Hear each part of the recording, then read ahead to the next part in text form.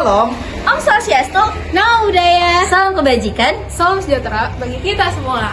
Halo teman-teman, kami dari Kelompok 1. halo teman-teman. Di video ini kami akan mengobrol soal satu topik dalam administrasi publik, yaitu co-production dalam pelayanan publik. Ini adalah pendekatan yang lagi banyak dibahas karena melibatkan masyarakat langsung dalam proses pelayanannya. Bukan cuma pemerintah saja yang kerja, tapi warga juga punya peran aktif di dalamnya.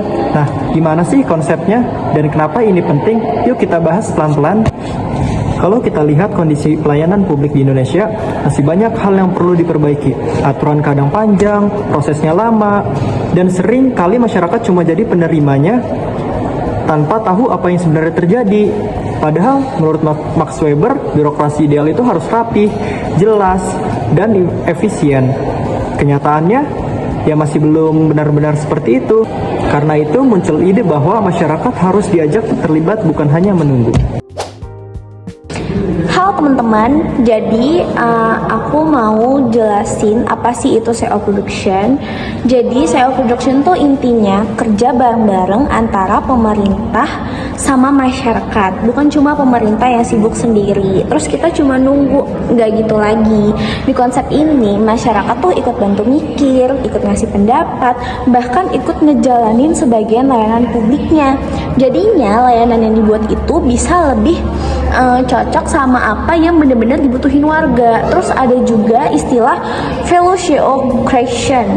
Ini tuh maksudnya pemerintah sama masyarakat barengan bikin nilai baru untuk pelayanan publik. Jadi misalnya ada program baru, masyarakat tuh bukan cuma ditanya doang, tapi ikut nentuin arahnya. Kayak ini tuh lebih cocok kayak gini loh Pak, Bu. Nah pemerintah juga bisa jadi dapat masukan yang lebih real, bukan cuma teori. Di sini masyarakat itu bukan cuma bocil yang cuma nontonin dari jauh, tapi sebagai partner beneran. Pemerintah kasih ruang, masyarakat isi ruangnya. Hasilnya layanannya lebih nyambung sama kondisi di lapangan dan lebih diterima sama orang-orang. Nah, jadi SEO production itu bukan konsep ribet, tapi konsep kerja bareng biar pelayanan publik gak ngasal, tapi sesuai kebutuhan kita-kita juga. Dalam pendekatan pemerintahan modern atau yang dikenal sebagai New Public Governance, pemerintah itu emang nggak bisa bekerja sendiri. Maka dari itu, ada akademisi, organisasi masyarakat, komunitas lokal, bahkan sektor publik yang juga membantu. Nah, mereka itu bukan sekedar penonton aja, tapi juga sebagai aktor yang bisa memberikan data, masukan, dan juga tambahan supaya layanan publik ini bisa berjalan dengan lebih baik lagi.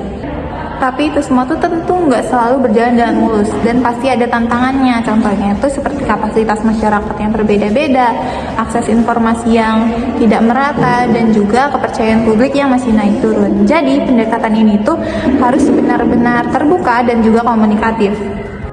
Oke, selanjutnya itu adalah metode penelitian. Dari makalah yang kita bahas ini, mengenai SEO production yang dipakai adalah kualitatif deskriptif, yang dimana artinya peneliti itu mengumpuli dari berbagai referensi, mulai dari buku teori, jurnal, laporan pemerintah, hingga sampai ke dokumentasi kebijakan untuk melihat bagaimana SEO production itu dijalankan. Data lalu dipilah, disusun, dan dijelaskan kembali supaya lebih mudah dipahami. Jadi memang fokus kita itu adalah di pemahaman, bukan di angka. Kalau diterapkan, SEO production tuh bisa bikin pelayanan publik merasa lebih dekat dengan masyarakat. Misalnya ketika warga ikut memberikan masukan sejak awal, pemerintah itu jadi tahu kebutuhan mereka yang sebenarnya, bukan cuma asumsi. Nah, ada juga proses SEO design, yaitu ketika masyarakat dilibatkan untuk merancang layanan tersebut. Ini bisa lewat platform digital dan forum-forum diskusi dan konsultasi publik. Dari situ, masyarakat merasa lebih punya hak suara dan pemerintah pun dapat gambaran yang lebih lengkap. Selain itu, banyak stakeholder lainnya yang bisa membantu. Akademisi bisa menyumbang riset, sektor swasta bisa ngasih dukungan teknologi, dan komunitas lokal bisa memantau pelaksanaan layanan di lapangan tersebut. Semuanya bikin prosesnya lebih transparan dan akuntabel.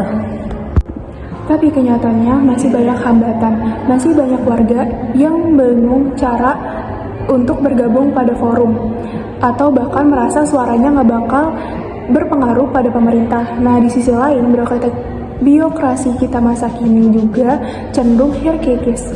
Ada rasa takut kehilangan kontrol, sehingga partisipasi publik sering dianggap memperlama proses. Ditambah lagi masalah digitalisasi. Tidak semua daerah punya akses internet yang baik, dan tidak semua orang bisa ikut proses secara online.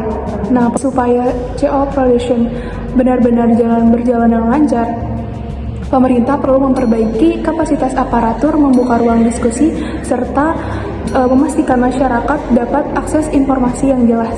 Dari keseluruhan pembahasan bisa dapat disimpulkan bahwa child pollution punya potensi besar untuk membuat pelayanan publik lebih responsif dan sesuai kebutuhan masyarakat.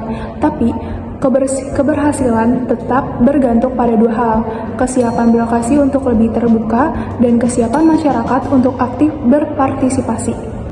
Jika kedua belah pihak bisa saling mendukung, pelayanan publik di Indonesia bisa berkembang jauh lebih baik daripada sekarang.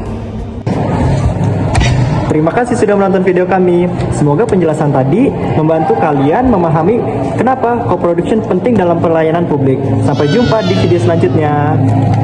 Sekian